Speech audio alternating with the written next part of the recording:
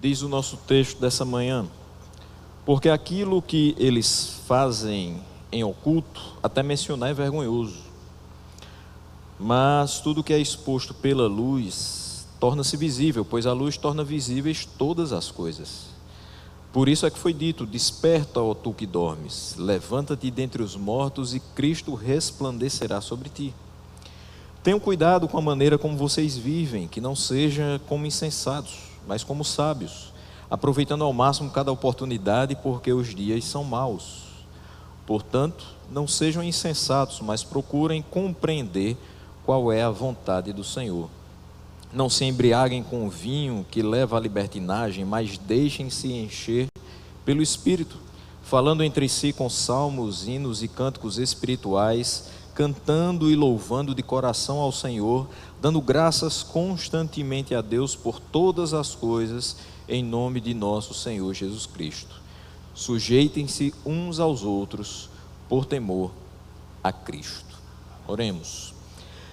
Senhor nosso Deus, te damos graças pelo início de mais uma semana e pela oportunidade que temos de continuar refletindo naquilo que o Senhor levou até o coração e a mente de Paulo para escrever e orientar os teus filhos ao longo dos tempos. Que esta palavra dessa manhã possa continuar a nos edificar e a nos orientar a viver da maneira que o Senhor assim deseja. Assim te oramos no nome de Jesus. Amém. Os irmãos podem se assentar. Nós vamos só voltar um pouco, que você percebeu que iniciamos a leitura com porque aquilo que eles fazem em oculto. De onde surge essa colocação? Nos últimos 3 sermões em Efésios, 2 deles ministrados por mim, o último pelo pastor Jamerson, do versículo 17 do capítulo 4 até o versículo 11 do capítulo 5, nós observamos qual deveria ser o comportamento dos filhos de Deus em contraste com os ímpios, aqueles que não creram em Cristo para a salvação e não se arrependeram de seus pecados. Então, vimos claramente qual é o comportamento deles, que vivem como insensatos, na inutilidade dos seus pensamentos, e vimos também qual deve ser o comportamento dos que já foram salvos por Cristo. E o apóstolo Paulo faz esse contraste dos versículos 8 a 11, ele traz esse contraste, apontando que os que antes eram trevas, observe comigo o versículo 8, porque outrora vocês eram trevas, mas agora ele diz que são luz no Senhor. Dessa forma devem viver como filhos da luz. E viver como filhos da luz, o que implica? Manifestando, versículo 9, o fruto da luz, que consiste em bondade, justiça e verdade. E além disso era necessário, versículo 10, que aprendessem a discernir o que é agradável ao Senhor, ou seja, aprender a discernir o que agrada ao Senhor, o que realmente o Senhor requer das nossas vidas, de modo que Ele se agrade no nosso proceder. E o versículo 11, Paulo os advertiu para que não participassem das obras infrutíferas das trevas, antes exponham-nas à luz. E aí agora a gente vem para o versículo 12, onde a gente vai encerrar essas últimas orientações de Paulo, que começaram no versículo 17 do capítulo 4, vão até o versículo 14 do capítulo 5, e ainda acrescentaremos o bloco textual que trata da vida em comunidade. Então hoje o tema principal é vida em comunidade, porém a gente ainda termina essa partezinha com 3 versículos a respeito do procedimento que nós devemos ter, e esse contraste que ele estabelece entre trevas e luz. No versículo 12 então ele começa dizendo, vamos ler do 11 e o 12, não participem das obras infrutíferas das trevas, antes exponham-nas à luz, porque aquilo que eles fazem em oculto, até mencionar, é vergonhoso. Então esse é o complemento do versículo, o 12 é o complemento do versículo 11. Por que eu não devo participar das obras infrutíferas das trevas? Antes mostrá-las, expô-las à luz, porque até mencionar o que eles fazem em oculto é vergonhoso. até dizer o que eles praticam, é vergonhoso. Quando as práticas dos filhos das trevas são expostas à luz, nós vemos bem o quão repugnantes elas são. Pela iluminação do Evangelho que nós recebemos, conseguimos discernir, é o versículo 10, nós aprendemos a discernir que nós não apenas precisamos estar longe dessas práticas, de praticar coisas semelhantes, mas também nos afastar desse caminho. E também evitar mencionar os atos vergonhosos que esses ímpios, que esses filhos das trevas praticam. Primeiro, porque o simples mencionar é vergonhoso. Segundo, porque não edifica em nada. Falar a respeito das obras das trevas não vai nos edificar, porque o que é que nós precisamos conhecer e praticar? As obras dos filhos da luz, viver andando na luz. E nós não devemos fixar nossa atenção nos seus erros. Para viver com sabedoria, para viver na luz, para andar conforme o Senhor quer que eu ande, eu não posso ficar olhando simplesmente o erro daqueles que vivem nas trevas. Mas eu preciso, pela palavra de Deus, aprender a discernir o que é agradável ao Senhor. É o versículo 10.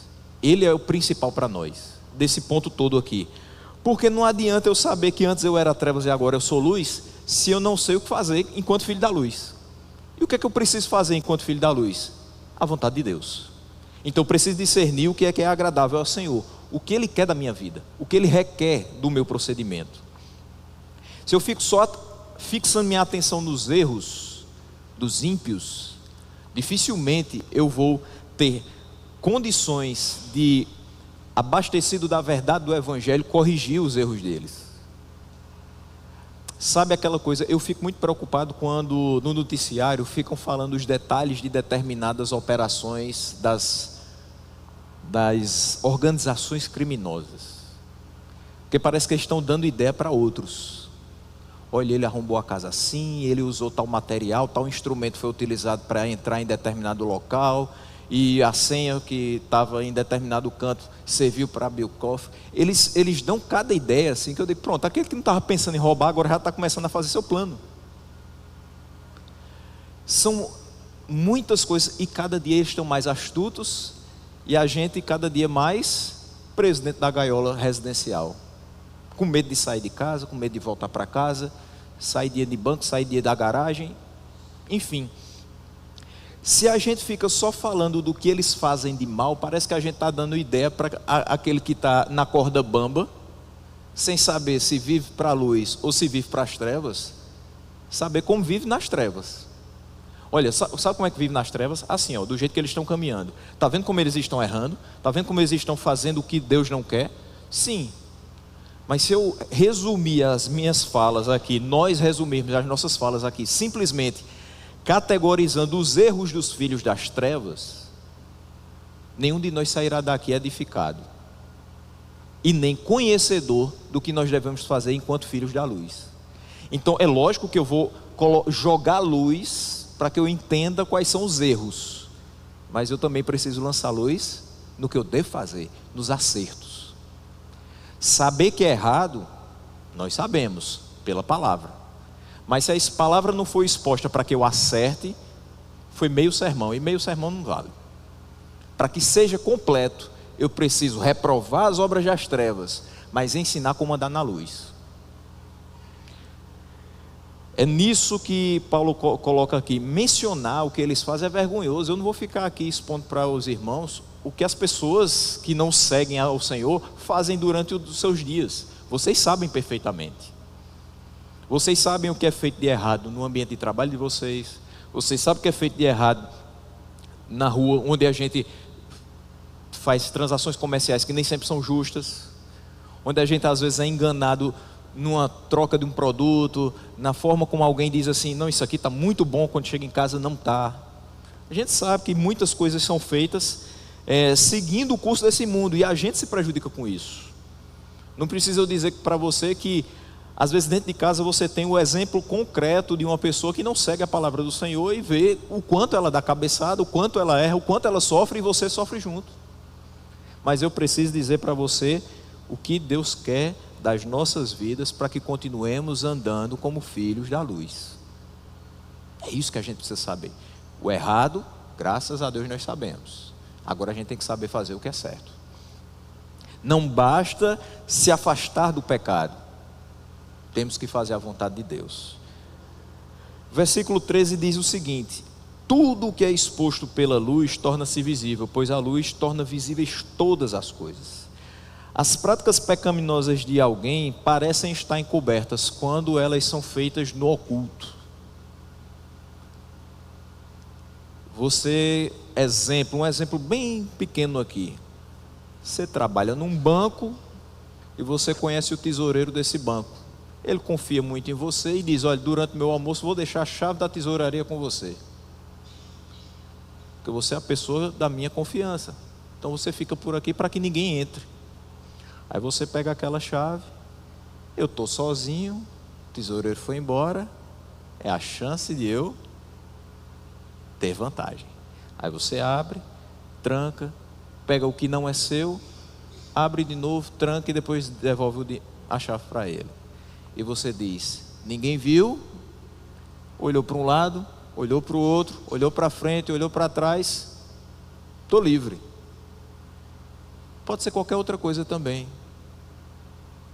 Eita, a senhorinha ali não viu que a fila andou, eu vou entrar na frente dela. Não é errado? Não é pecaminoso? Mas ninguém viu, né? Se ninguém está vendo, parece que o meu pecado está encoberto. Parece que ele não vai ter punição. Parece que eu estou tranquilo e eu vou sair ileso dessa situação, mas não é. Esquece-se o pecador de que Deus tudo contempla e acerca de qualquer situação ele tem uma atitude a tomar. Você não olha para o lado pensando que não vem alguém aqui, mas quem está do seu lado? Seja você ímpio ou seja você salvo pela graça do Senhor, Deus está aqui. Você olha para o outro, não vê ninguém, mas quem está aqui? Deus está aqui. Você olha para frente, ninguém está vindo para abrir a porta, mas quem está na sua frente? Deus. Quem está atrás? Deus. Quem está acima? Deus. Deus está vendo tudo. Deus vê todas as coisas, as suas obras boas e também as suas obras más. E Ele tem uma atitude a tomar. Ele pode não exercer o juízo sobre você agora, mas um dia esse juízo será exercido. A consequência do seu pecado pode não vir hoje, mas certamente virá. Esquece-se o pecador de que a Escritura aponta os seus desvios, e quem conhece a Escritura reprova o seu caminho. Eu sei que aquela pessoa que está tomando aquela atitude naquele determinado momento está errada. Por quê? Porque eu sei o que a Escritura diz sobre aquilo. Não precisa ninguém vir me dizer: olha, fulano está errando ali. Não, eu sei porque eu já li na palavra de Deus que aquilo dali está errado. E se eu li na palavra de Deus que aquilo dali está errado, o que é que eu devo fazer? Não praticar. Porque aquilo que eles fazem oculto não somente é vergonhoso, mas vai ser mostrado em algum momento. Vai se tornar visível. Seja porque alguém vai denunciar, ou porque a palavra de Deus vai denunciar. Mas vai se tornar visível. Lembremos que quando diz aqui tudo é exposto pela luz, não é simplesmente que alguém vê a situação, prepara uma denúncia e entrega para quem seja de direito. Não, pela luz do Evangelho. Quando eu conheço o Evangelho, eu sei no que eu preciso me consertar, as coisas que eu preciso corrigir, e os que estão à minha volta também. Tudo que é exposto pela luz torna-se visível. A luz mostra todas as coisas. No fim das contas, não há nada que passe despercebido em nossa conduta. Se nós conseguimos dissimular as nossas ações para o nosso próximo, certamente não teremos o mesmo sucesso diante de Deus. O que é que eu quero dizer com isso? Alguém pode passar a vida toda escondendo quem de fato é, ou dissimulando que é uma coisa que de fato não é. mas Deus sabe quem nós somos. Você pode ser reputado como a pessoa mais santa do mundo pelo seu externo, mas internamente Deus sabe quais são os nossos calos, as nossas dificuldades, e que a gente não pode se confiar no próprio entendimento. O versículo 14 diz: por isso é que foi dito: desperta, ó tu que dormes, levanta-te dentre os mortos, e Cristo resplandecerá sobre ti. Aqui eu trago a explicação de Calvino para que a gente entenda a origem dessas palavras do apóstolo. Veja que o desperta, ó tu que dormes, está entre aspas, então não são palavras originais de Paulo. Diz Calvino: Paulo dissera que os incrédulos devem ser reprovados, para que, sendo conduzidos à luz, comecem a perceber a sua perversidade.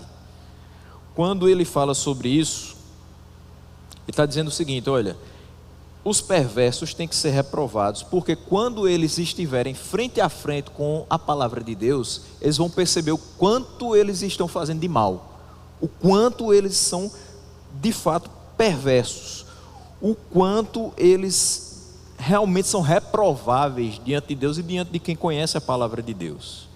Portanto, ele vai apresentar Cristo como que falando, porquanto essa voz é constantemente ouvida na proclamação do Evangelho: desperta, ó tu que dormes. Antes da exposição do Evangelho, antes de conhecer a graça do Senhor, antes de ser regenerado, nós estamos mortos. Não é como que dormindo, não, é mortos mesmo. Mas para despertar, para reviver, para sermos realmente pessoas vivas, é necessário que o Espírito nos atraia pela pregação do Evangelho, como que soprando nos nossos ouvidos: ei, você que está morto, acorde, desperta, ó tu que dormes. No entanto, eu não tenho dúvida que o apóstolo está fazendo alusão às profecias que prediziam o reino de Cristo, tais como aquela de Isaías. O que é que Isaías diz no capítulo 60, no versículo 1? Levanta-te, resplandece, porque é chegada a tua luz, e desperta sobre ti a glória do Senhor. Então, ele se inspira nesse texto de Isaías para falar sobre essa situação aqui no versículo 14, quando ele diz: levanta-te dentre os mortos e Cristo resplandecerá. Ele utiliza a mesma palavra, resplandecerá sobre ti. Então, quando ele diz Cristo resplandecerá sobre ti, ele simplesmente mostra que quando Cristo nos ilumina, nós nos erguemos do meio dos mortos para a vida. Sem essa iluminação, nós continuaríamos mortos. E ele diz isso para confirmar a primeira afirmação, ou seja, que os incrédulos devem ser restaurados da sua cegueira, a fim de que sejam salvos. Porque nesse meio aqui, entre a perdição e a salvação, precisa ter dois fatores: fé e arrependimento. Sem fé e sem arrependimento não é a verdadeira conversão. A fé, o Senhor mesmo nos dá, é dom de Deus. E o arrependimento nós só temos quando percebemos o quanto nós estávamos errados e longe do padrão estabelecido pela palavra de Deus. Eu preciso ser restaurado da minha cegueira, do meu estado de morto em delitos e pecados, para que aí sim eu seja considerado salvo. E isso é obra não minha, mas de Cristo. Ele me ilumina para que eu perceba tudo isso e venha a ser uma nova criatura. E aí ele entra aqui no versículo 15 até o versículo 21, na parte de vida em comunidade. Ele diz: tenham cuidado com a maneira como vocês vivem, que não seja como insensatos, mas como sábios. Ele agora começa esse novo argumento de modo semelhante ao início da sessão anterior. Olhe comigo Efésios 4:17. Assim eu lhes digo, e no Senhor insisto, que não vivam como os gentios, que vivem na inutilidade dos seus pensamentos. Ele diz: olha, não façam isso, não vivam como os gentios. Por quê? Porque eles vivem na inutilidade dos seus pensamentos. Agora, o que é que ele diz? 5,15: tenham cuidado com a maneira como vocês vivem. Em outras palavras, não vivam como os insensatos, mas como sábios. O contraste inicial é entre luz e trevas. Agora, ele vai estabelecer um contraste entre sabedoria e insensatez. Não vivam como quem tem insensatez, mas como aquele que tem sabedoria. Para nós vivermos como sábios, devemos ter Deus como nosso guia e mestre, para que Ele ensine qual é a sua vontade para nós. Quer andar em sabedoria, tema ao Senhor. Quer andar em sabedoria, busque a vontade do Senhor. E ele dá uma primeira orientação quanto a isso: como viver como sábios, como viver com sabedoria em comunidade. Versículo 16: aproveitando ao máximo cada oportunidade, porque os dias são maus. Se você tem a revista e atualizada, certamente tem assim: remindo o tempo, porque os dias são maus. É a mesma coisa. Remir o tempo é aproveitar ao máximo, com dedicação, cada oportunidade, cada singular oportunidade. Aquele que é cheio do Espírito de Deus não vive de forma inútil, não vive como se seus dias fossem perdidos, sem proveito. Você começa, sei lá, às 6 horas da manhã, vai dormir às 23 horas, você diz: não fiz nada. Não é assim que a gente deve viver. Mas essa pessoa aproveita com dedicação o tempo que o Senhor lhe dá para aprender mais de Deus e buscar servi-lo com fidelidade, integridade e inteireza de coração. Passei 18 horas acordado e 6 eu dormi. Nas 18 horas, quantas vezes eu peguei na Bíblia? Se nenhuma, meu dia foi perdido. Nessas 18 horas, quanto tempo eu passei em oração? Se nem um segundo, meu dia foi perdido. A quantas pessoas eu falei de Deus? Se a nenhuma, meu dia foi perdido. Quanto eu me abasteci de Deus, seja através de um louvor, do testemunho de um irmão, através de uma conversa com uma pessoa que compartilha da mesma fé que eu. Se isso não aconteceu durante o meu dia, ele foi perdido. E deixa eu lhe dizer uma coisa: o tempo não volta. E talvez a gente se acostume a ter dias perdidos com mais frequência. E talvez a gente chegue a um tempo, de fato a gente já chegou, em que muitas pessoas não se preocupam em ter dias perdidos. Quinta-feira tem feriado. A gente sabe perfeitamente que boa parte das pessoas da nossa cidade estarão nos cemitérios, na fala delas, visitando os seus parentes que faleceram. Só que não é uma visita a pessoas que podem nos externar se a nossa visita é agradável ou não, se nós estamos levando alento ou preocupação. Você, se estiver lá, estará visitando um monte de pedras, e dentro delas estará um monte de ossos. Eu não desprezo a questão estimativa, sentimental, a saudade que nós temos daqueles que partiram, mas eu quero dizer que a visita ao cemitério, friamente sendo observada, é isso: você visita uma construção de pedras que abriga uma grande quantidade de ossos. E veja como a gente não vale nada quando a gente parte. Chega uma hora que aquele ossário está super lotado. O que é que se faz?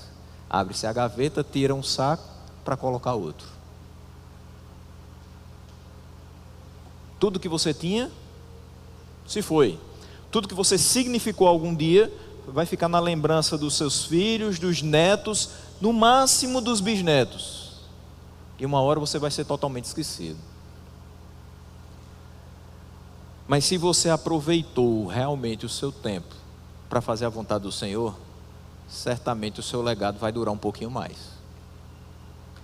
Certamente, aquilo que você produziu vai ter efeitos para outras e outras e outras gerações.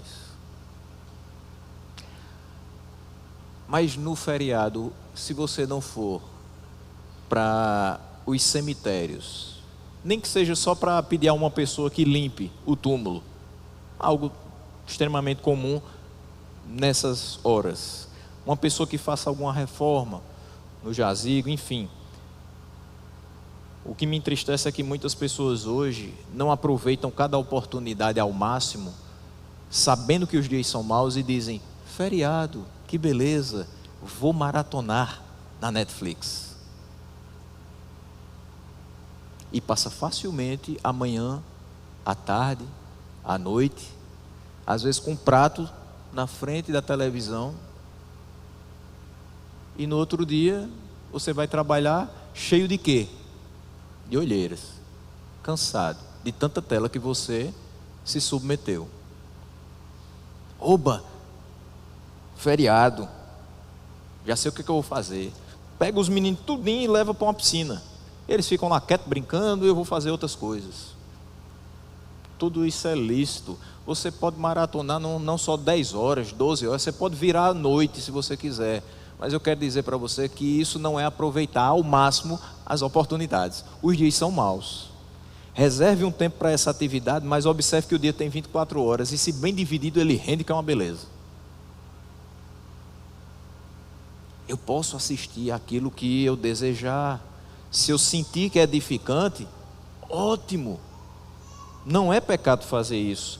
O pecado é quando eu substituo todo o resto das coisas que são minha responsabilidade, que vão me ajudar a servir a Deus da maneira correta, por uma atividade só, que nem sempre é tão edificante assim, que às vezes não glorifica a Deus. Eu sei que a gente está muito cansado. Eu particularmente tive 2 semanas terríveis, chegando ao ponto de que alguém olha para mim e diz assim: você está visivelmente cansado, mental e fisicamente. Aceito a colocação, eu sinto isso, mas eu não posso dizer dia 2 de novembro eu vou dormir até meio-dia. Sabe por quê? Porque eu perdi metade do dia. Metade do dia. Fazendo o quê? Dormindo. A quantidade de sono que você tem não vai se resolver num dia só. O acúmulo de cansaço não se resolve num dia só. Se organize no seu tempo. Se você precisa estar cedo no trabalho, durma mais cedo.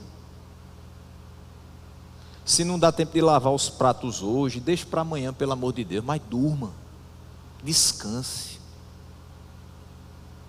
Não deixe que as coisas do dia a dia sejam um empecilho ou desculpas esfarrapadas para que você não encare o dia seguinte com vigor e para fazer alguma coisa para a glória de Deus. Eu já estou cansado demais. Não, vou não. Vou para a igreja não. Vou dormir.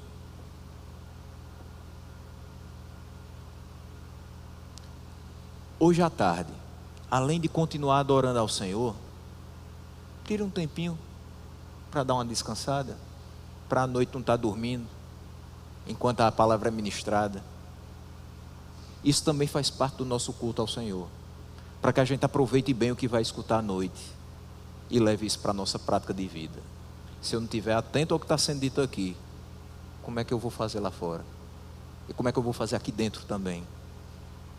Aproveitar ao máximo o nosso tempo. Os dias são maus, meus irmãos.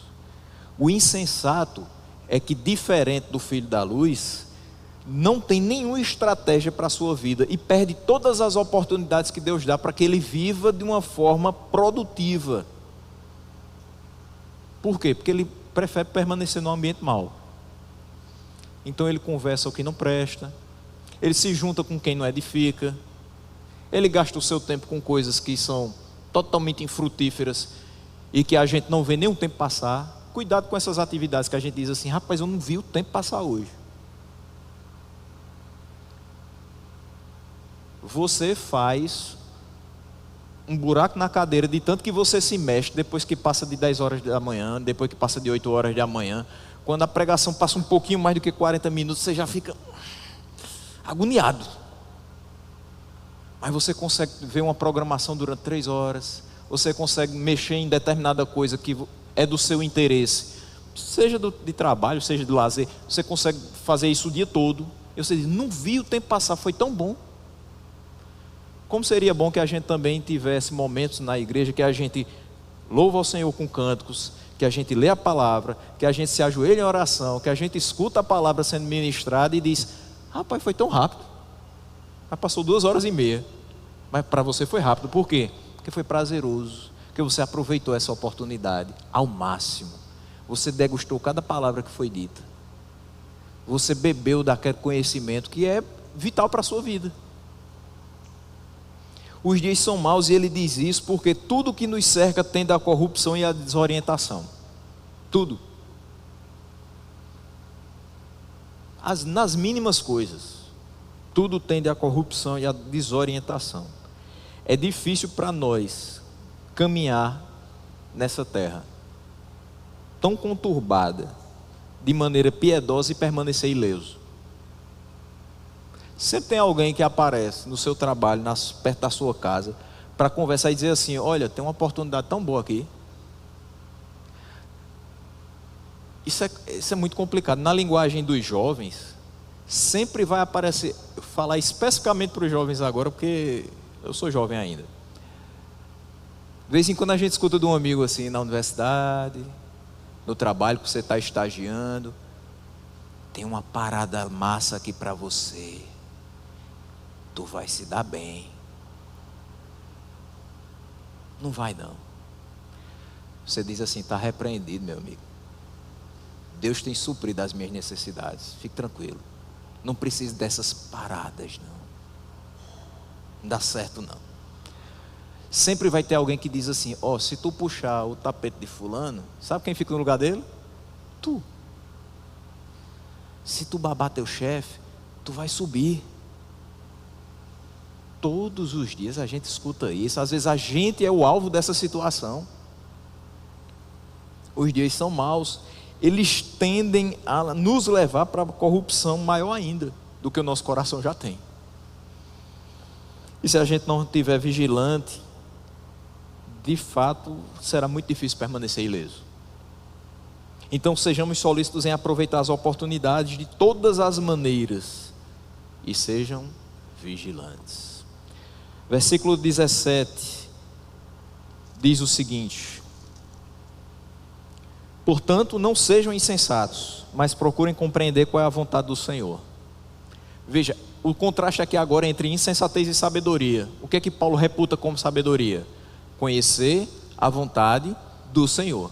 Ele diz no versículo 15: não sejam como insensatos, mas como sábios. E no 17 ele diz: portanto, não sejam insensatos. De novo, só que ele diz: mas procurem compreender qual é a vontade do Senhor. Então, para ser sábio, tem que procurar a vontade do Senhor. Não só aproveitar cada oportunidade com sabedoria, mas procurar saber qual a vontade do Senhor. Se os dias são maus, então não seja insensato. O insensato não somente perde as oportunidades de fazer um uso sábio do tempo, mas também não consegue compreender quais são os propósitos de Deus para a sua vida. O homem natural não discerne as coisas espirituais. Se você disser hoje que, apesar de estar com a vida toda organizada em Campina Grande, Deus está te mandando ir para outra cidade, alguém vai dizer assim: você é louco. Você está com tudo certinho aqui, você vai abandonar tudo isso para seguir a vontade de Deus? Sim, porque a vontade de Deus é melhor para a minha vida. Aqui está tudo estabelecido. Para onde Ele me mandar, Ele vai estabelecer também. Demora o tempo que demorar, mas Ele Se me chamou, irá se responsabilizar por toda a minha vida, como sempre foi. Mas as pessoas não compreendem isso. As pessoas não compreendem quando você diz assim: eu tenho 2 trabalhos, 2 fontes de renda, mas eu vou deixar uma delas. Por quê? Para voltar a ter tempo de ir para a casa do Senhor, para voltar a ter tempo de ensinar meus filhos no caminho do Senhor, para voltar a ter tempo de qualidade com minha esposa. Está ficando doido, é? E a baixa salarial? E não vai ter comida na tua casa, e não vai ter internet. Teus filhos vão ter que sair da escola particular para a escola pública. Mas eu vou ter vida com Deus. Eu vou ter vida de oração. Minha esposa vai ter minha assistência. Meus filhos vão poder ver o pai lendo a Bíblia e sentando com eles para orar. Isso não é mais interessante? Isso não é mais proveitoso? Porque se os dias são maus, eu não posso só me ocupar de trabalhar e juntar e deixar que os meus permaneçam sem alimentação dentro de casa. Não adianta eu vir para cá e pregar a palavra se dentro de casa todo o povo está morrendo de fome.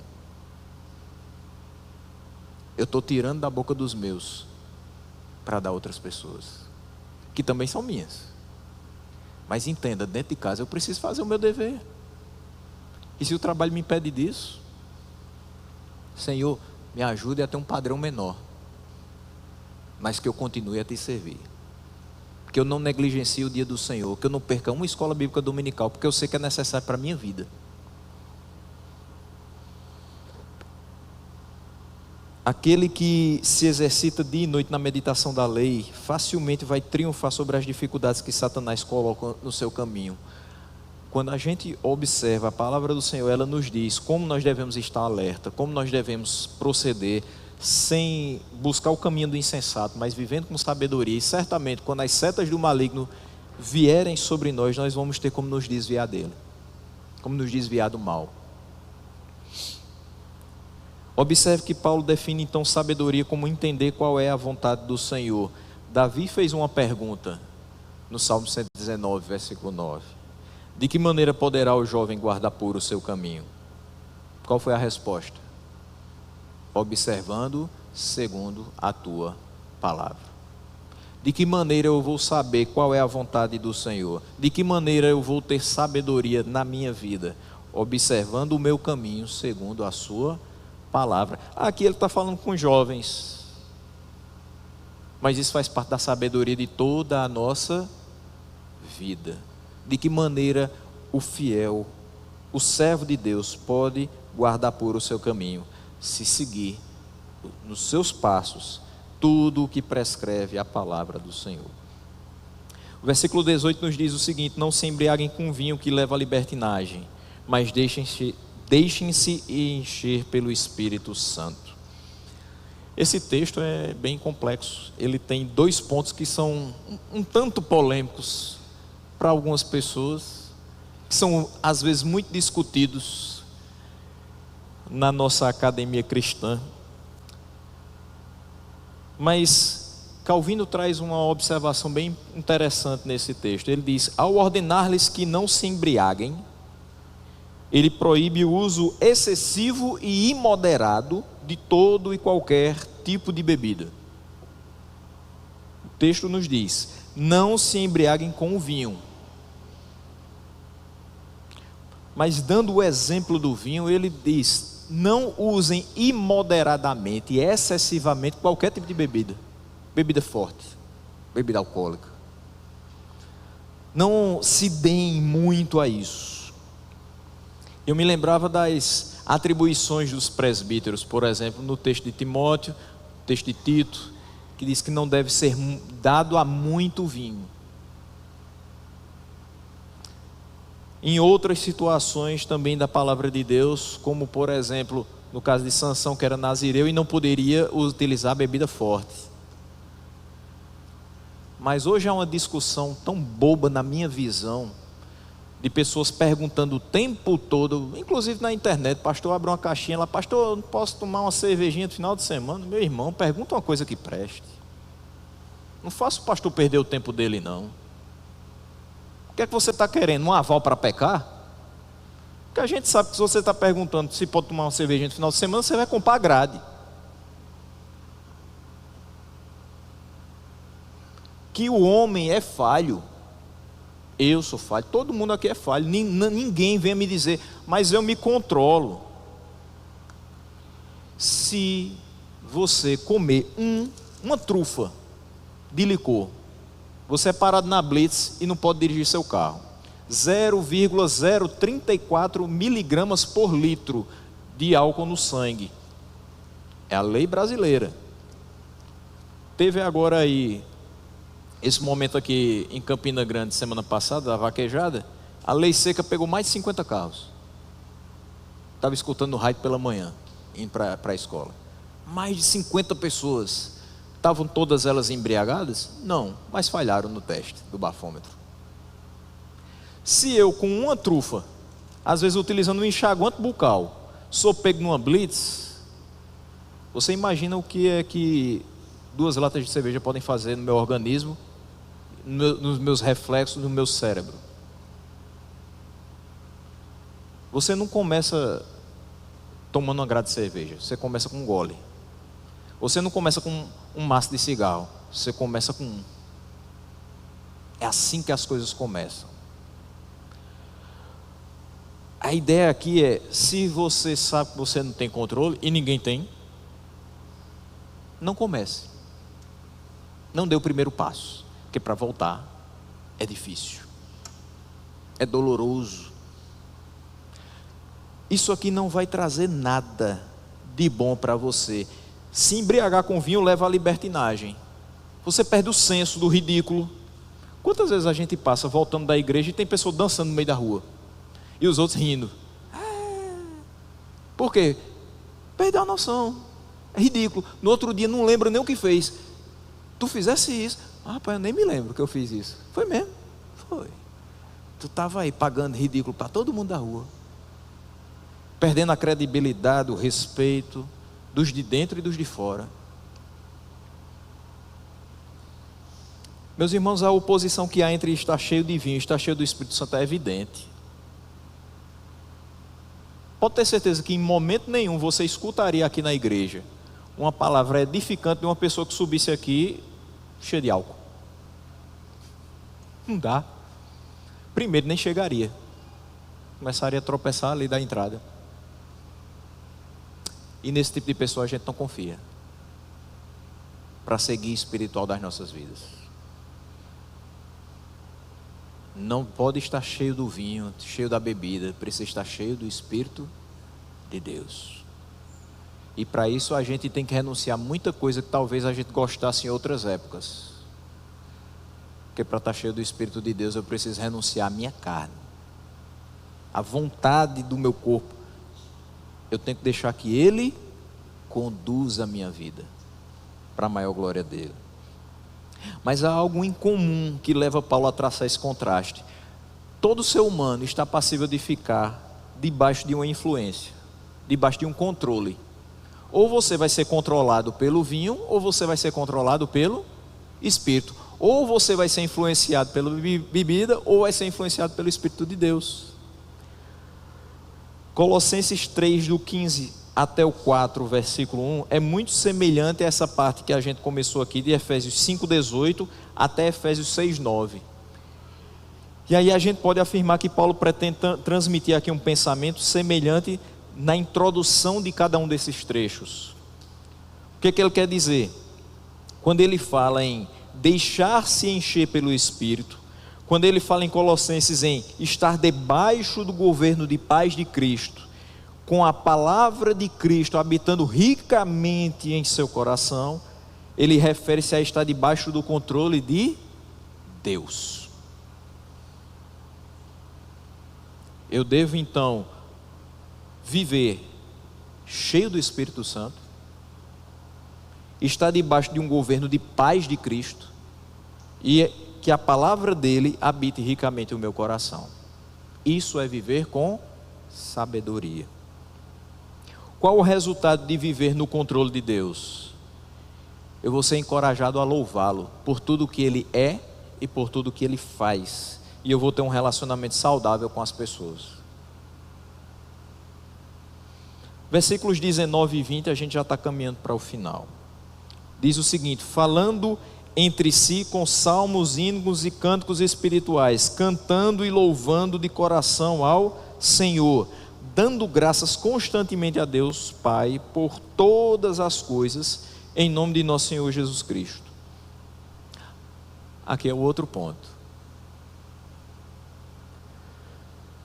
Quando ele fala, falando entre si com salmos, hinos e cânticos espirituais, qualquer tipo de cântico adequado, quer salmos, como os do Antigo Testamento, quer hinos dirigidos a Deus, quer outros cânticos religiosos que os cristãos estavam acostumados a cantar, poderia servir de meio para louvar e agradecer a Deus, que é o versículo 20. Nós compreendemos que há irmãos no meio reformado que adotam a salmodia exclusiva. Então, em suas comunidades de fé só se cantam os salmos. Mas para louvar a Deus, qualquer tipo de cântico adequado pode ser utilizado. Quantas vezes você chega aqui e presta atenção no que está cantando? Você tem 2 telões aqui para observar a letra dos hinos, dos cânticos. Você já fez uma análise daquilo que está sendo cantado? Você já pensou na força das palavras que você está cantando junto com os seus irmãos? Na implicação daquilo para a sua vida? Eu não posso estar cantando uma mentira, então se minha vida não está representando isso, a partir de hoje eu estou batalhando para mudar isso aqui, para toda vez que eu cantar com mais intensidade. Eu não vou deixar de cantar nenhuma música porque minha vida está desmantelada. Uma vez um pastor falou comigo o seguinte: eu não canto aquela música do Kleber Lucas. Tudo bem, Kleber Lucas hoje está complicado, mas é antiga, é mais que uma voz. Porque diz, eu queria ter mais que uma voz, mais que uma vida para te oferecer. Aí se eu não vou cantar isso, o que é que eu estou fazendo com a minha vida hoje? Por que é que eu vou pedir mais vidas? O que é que eu faço com a que eu tenho? Não, o entendimento não é esse.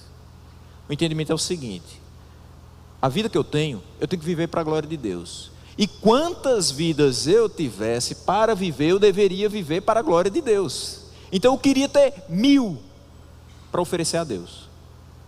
Eu queria ter o vigor que eu tenho nessa vida em outros tantos momentos para oferecer a Deus.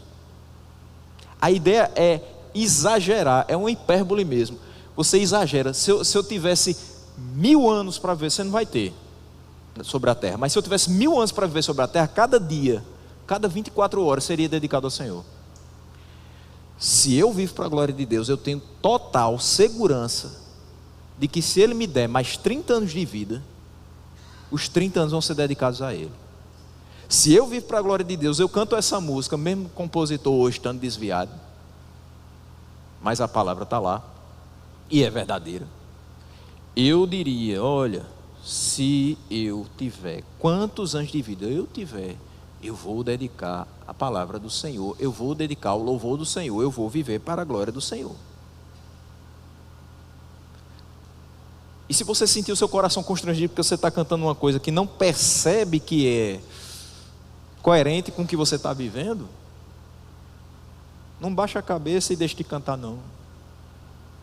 Levante a cabeça, peça perdão a Deus e cante, dizendo, Senhor, faz isso aqui, que essa música está dizendo na minha vida. Faz com que eu cante de modo mais confiante, de modo que seja uma verdade, e de modo que toda vez que meus lábios pronunciarem essas palavras, realmente seja em louvor ao Senhor. De um coração sincero para o Senhor que me salvou. De um coração regenerado em louvor ao Senhor que me salvou. Meus irmãos, a adoração é oferecida somente a Deus. Nós não adoramos a outro, é somente a Deus. Mas ao mesmo tempo há uma dimensão humana na adoração coletiva, porque as pessoas adoram juntas e falam entre si em benefício mútuo. É por isso que ele fala aqui, falando entre si com salmos, hinos e cânticos espirituais, cantando e louvando de coração ao Senhor. Você chegou hoje aqui pela manhã e virá à noite, no momento dos cânticos, você vai estar escutando não somente o conjunto aqui tocando, mas você vai estar escutando a pessoa que está do seu lado cantando junto com você. É uma adoração, é coletiva. Eu canto, eu escuto meu irmão cantando, eu escuto os irmãos cantando, que ensaiaram para nos ajudar a entrar nessa adoração coletiva ao Senhor, de modo hábil, de modo que Ele se agrade daquilo que ouve. Isso nos encoraja cada dia mais. É muito estranho você estar na frente de uma televisão assistindo o culto e fazendo isso aqui, ó, cantando, batendo palma. Não sei quem teve essa experiência já. Talvez os vizinhos pensem assim, pronto, agora ficou doido. Ligou a televisão nas alturas e está cantando junto com o povo da televisão. Mas sabe o que é isso? Sentimento de ausência, de falta que você tem desse momento aqui, ó. Quando você canta, você escuta as vozes todas. Eu acho maravilhoso. É um dos momentos mais alegres da minha vida, quando eu escuto uma bateria como essa fazer uma parada.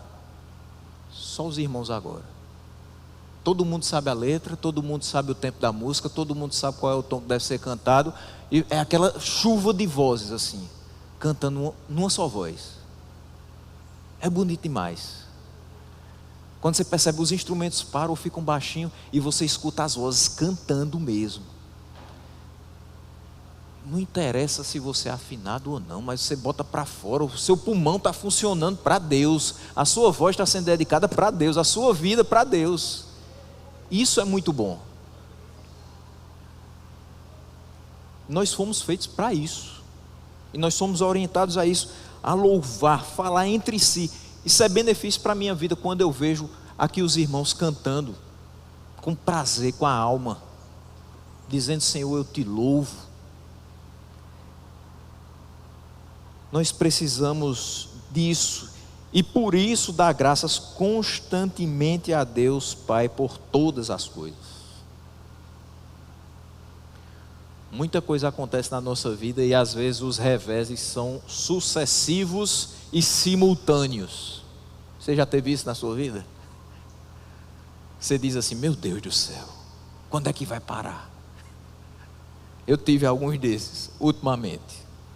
Coisas que acontecem no mesmo dia, aí no dia seguinte disse: não é possível, né? Próximo dia não pode ser pior do que esse não. Aí é. E outro dia piora. Eu digo: misericórdia, Senhor, me livra. Não aguento não. Aguenta mais um pouquinho. Senhor, eu já entendi. Eu consigo viver sem tudo isso, mas eu não consigo viver sem colocar o joelho no chão e te pedir pela tua orientação e pela tua graça. E aí as coisas vão começando a se encaixar de novo. Dói, demora na visão humana, mas as coisas vão se encaixando. E por cada mínima vitória, a gente dá graças a Deus. Mas também por cada provação, a gente também dá graças a Deus. Porque se eu estivesse acomodado, nem aqui eu estaria. Isso é fato. Está tudo indo bem. Qual a necessidade de eu ir para o culto de oração? Eu não tenho pedido de oração porque ninguém na minha família está doente. Eu não tenho pedido de oração porque o dinheiro caiu na minha conta. Eu não tenho pedido de oração porque eu estou fisicamente bem. Não tem pedido de oração não. E sua família? E seus irmãos?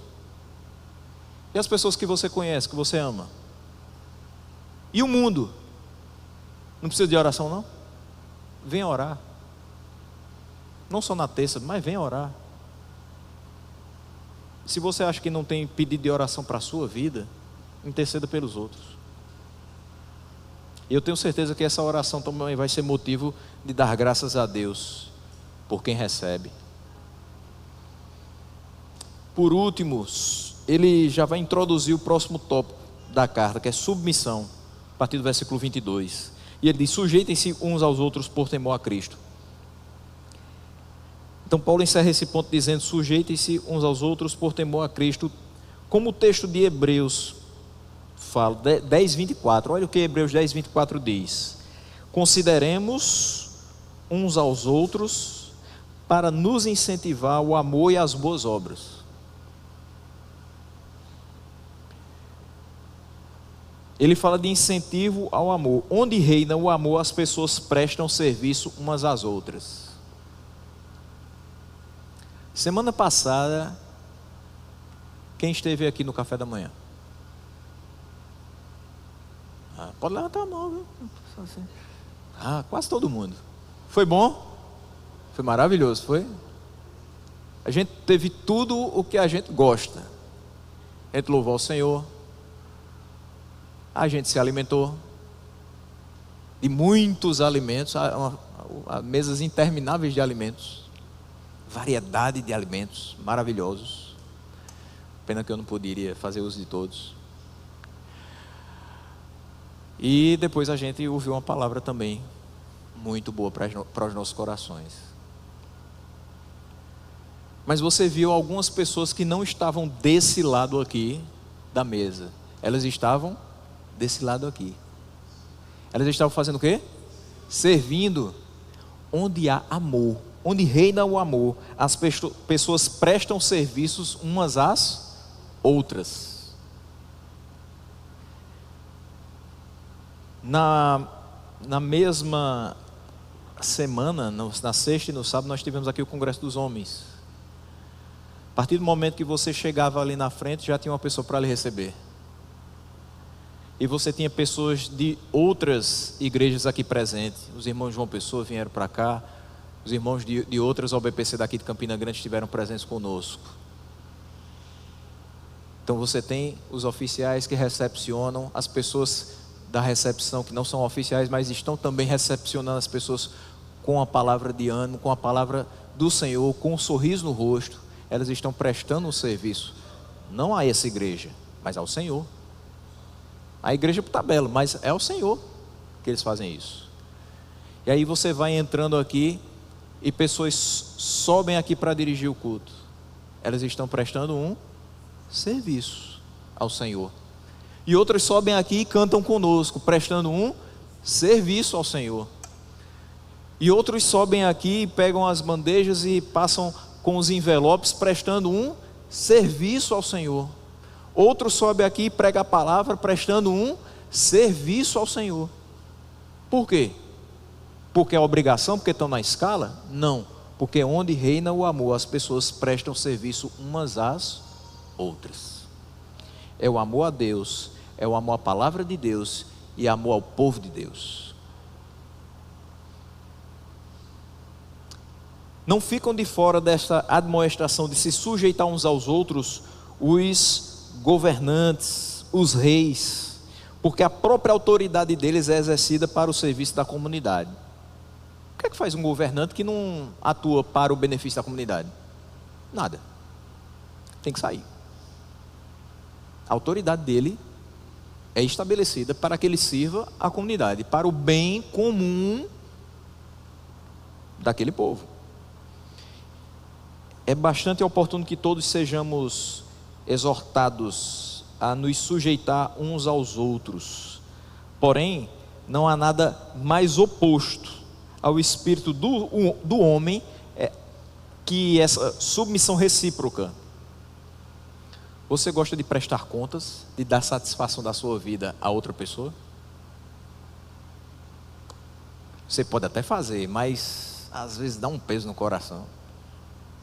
Esse meu chefe não sabe nem trabalhar, eu estou aqui levando a empresa nas costas e eu ainda vou ter que dar satisfação a ele. Eu vou ter que prestar conta a ele. Ele vinha me agradecer porque eu estou prestando serviço. Às vezes é esse o pensamento do nosso coração. Quando deveria ser, independente de qualquer coisa, ele é meu chefe. Eu tenho que me sujeitar a ele. Ponto. Defeito todo mundo tem. Deslize todo mundo tem. Mas eu tenho que me sujeitar a ele.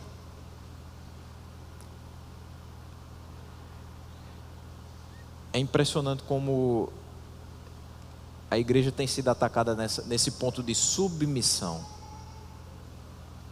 E aí eu não falo somente de casais, não. Como lá fora as coisas são colocadas, né? A mulher não pode mais ser submissa, isso é um absurdo, ela tem que ser empoderada. Eu brinco de forma séria com algumas pessoas que eu conheço, principalmente na escola, que dizem assim: fulana é empoderada, ela faz isso, faz aquilo. Não, eu digo, ela é empoeirada. Mulher empoderada não faz isso, não. Ela se dá o valor, ela age no poder de Deus, na dependência de Deus. Isso aí que vocês estão explicando não tem nada a ver. Mas a gente precisa ter a noção de que, independente do que o mundo fale, a palavra de Deus nos diz: sujeitai-vos uns aos outros, sejam submissos uns aos outros, estejam juntos em união e unidade, porque uma coisa é diferente da outra.